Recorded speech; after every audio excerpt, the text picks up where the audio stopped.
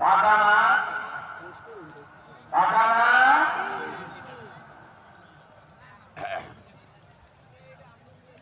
কোনটা হবে?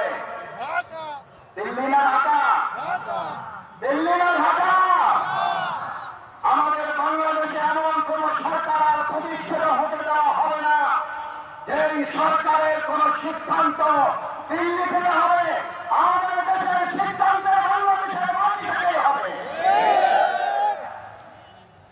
আমার সম্মানিত ভাই এবং বন্ধুগণ, হাতের ডান পাশে যারা আছেন বসে যাবেন। আমি আমার বলছি এটা কোরআনের